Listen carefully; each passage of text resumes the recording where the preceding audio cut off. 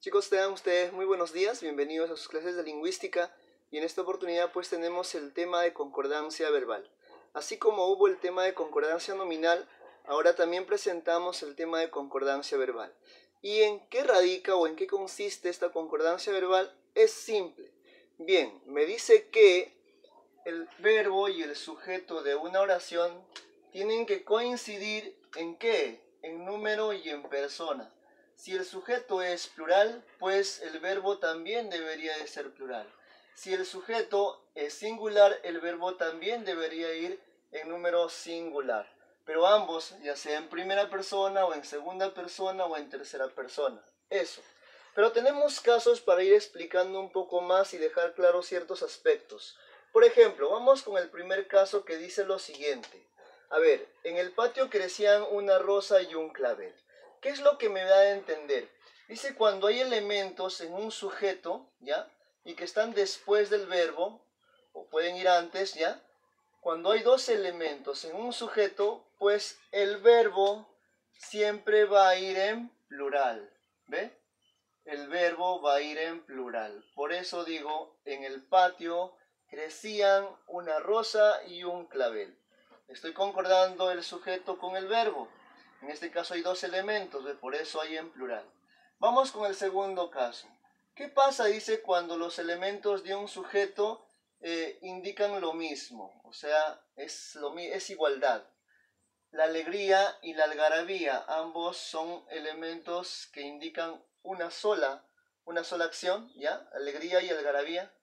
El verbo, atentos, el verbo debe ir en singular, ya que indican un solo sujeto. Debe ir en singular. Algarabía y alegría son sinónimos, por no decir. Equivalen a un solo término, a un solo elemento. Por eso el verbo tiene que ir en singular. El tercer caso, me gusta el pop y el rock.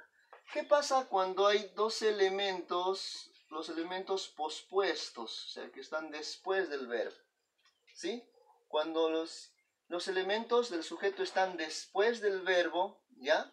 Pero en este caso, cuando los sustantivos son abstractos y no contables, el verbo siempre va a ir en singular, quedando de este modo. Me gusta el pop y el rock, ¿ve? Son sustantivos abstractos, no contables y por ende el verbo tiene que ir en singular. Vamos con el cuarto caso. Me persiguió un enjambre de abejas. ¿Qué pasa cuando hay un sustantivo o un sujeto colectivo en este caso? Si el colectivo está en individual, el verbo también debe ir en singular. Perdón, si el enjambre va en singular, el verbo tiene que ir en singular. Enjambres, si digo también está en plural, también debería de ir en plural. El quinto caso. Tanto mi padre como mi madre son bondadosos.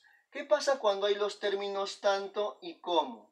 Porque estoy hablando de dos personas diferentes. Tanto mi padre como mi madre.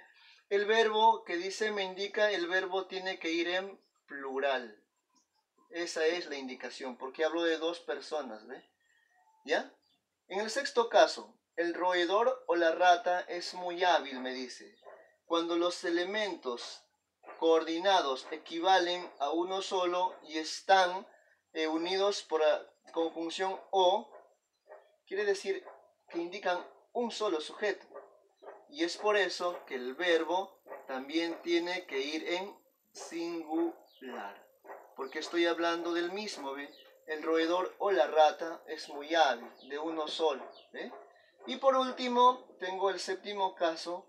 Dice, Messi, así como Guerrero, es un goleador.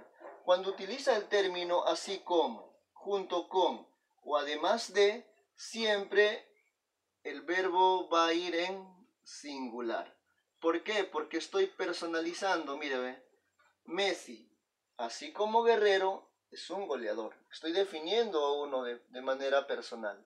Bien, chicos, ha sido el tema de concordancia verbal. Nos vemos en la próxima clase.